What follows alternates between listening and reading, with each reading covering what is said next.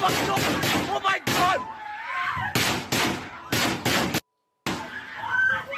So hard to watch. Gunshots drowned out by the screams of children. That was from the cell phone video from the shooting at that high school in Parkland, Florida. 17 people were killed. And now the students who survived the massacre are getting ready to go back to school and for a much bigger fight, taking on the NRA. The type of gun used in Parkland was an AR-15 style assault rifle. This is how that sort of gun is advertised. Yeah, so be a man, get a gun. That gun was made by Smith & Wesson. The company donated $1 million to the NRA elite corporate sponsorship club called the Golden Ring of Freedom. Smith & Wesson CEO James Debney even wore his Golden Ring members jacket in this NRA ad. In total, the gun industry is estimated to have gifted between $19 million and $60 million to the NRA. That's an estimate because there are no official figures. But in return for those donations, the gun industry gets a powerful defender in the NRA. For the NRA, like for Donald Trump, it seems the only solution is more guns, not fewer. Out of your teaching population, you have 10%, 20% of very gun-adept people. It's not all of them, but you would have a lot, and you would tell people that they're inside. And the beauty is it's concealed. Nobody would ever see it unless they needed it. Trump's proposal to arm teachers would mean more money to gun manufacturers and more money to the NRA. The Washington Post crunched the numbers. So Trump's proposal of arming, say, 20% of teachers, that's roughly 718,000 teachers, and potentially then 718,000 new guns in schools. Between the cost of the guns and training, the solution could be $1 billion windfall for the gun industry. A lot have tried, but no movement has been able to really weaken the gun group's hold until now. Young people from Parkland, Florida, and all over the United States have started a powerful grassroots movement for gun control. They're planning school walkouts, a march on Washington, and meetings with President Trump. And I'm joined by one of these student activists now. Leonor Muñoz was at Marjory Stoneman Douglas the day of the shooting and is part of the youth movement calling for gun control. She's in Parkland, Florida. So boy, your world has changed a lot in a week. How are you feeling now? Honestly, everything's been a little bit intense, but I'm glad that we're doing something. So you go back to school next week. We've been hearing the politicians talk about that this week, and President Trump says he has a solution, and the solution to him sounds like arming the teachers. What do you think of that as you're getting ready to go back to school? I think it's quite frankly ridiculous. I mean, I love my teachers, and I don't want to put them in the situation where they would have to shoot someone. That's not what they signed up to do. They signed up to teach, to help their students, and to ask them to hand them a gun.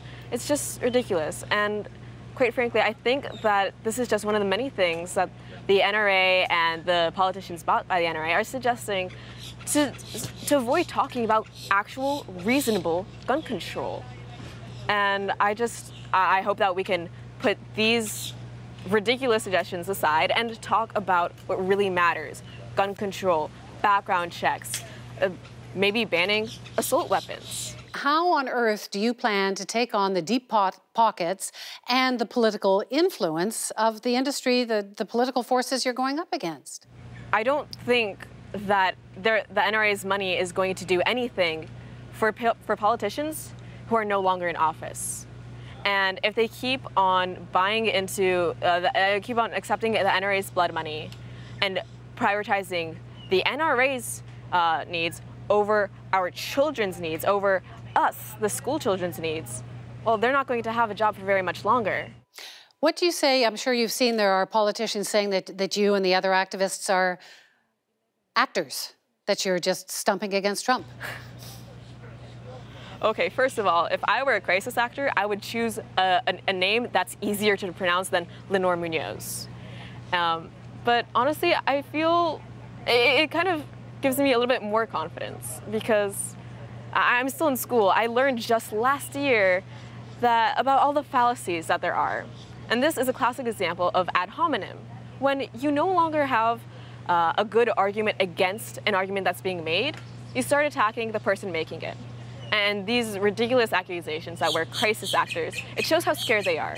Because if they actually had a response to us, they would be giving us that response. It's not just American politicians who are suggesting that you're plants, basically. There's a right-wing group here called Rebel Media that says the kids from Florida are politicizing a tragedy to protest Trump, that this is all politics and not real.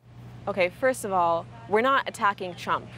If Trump wants to help us, we're ready to accept that help, and we're ready to work with him to stop common sense, to put in some common sense gun laws. And the fact that we don't want to be shot at in our schools, if that's too political, I'm ready to be way too political. Why is it, though, that I hate to call you kids, but kids, like, why do you think that kids can get something done that so many other groups have tried to achieve and failed? Us kids, we know about excuses. We're teenagers. We know how to give our parents excuses. And we recognize the politicians' excuses as what they are, excuses. And we're not going to put up with it anymore. How do you feel about going back to school in a few days? It's going to be difficult. It's definitely going to be difficult walking back in there. But I need to. I need to see all my friends. I need to hug them and hear their voices and have proof that they're okay. Even as I know that a lot of them really aren't. But I'm ready to go back to school. I'm ready to see everyone. I know that my teachers have kind of canceled all their lesson plans so that we can heal together, because it's not a time where anyone wants to be alone, and I am ready to go back and see everyone. Leonor, thank you so much. You've been through a lot. Thank you for talking to us. I appreciate it. Thank you. My pleasure.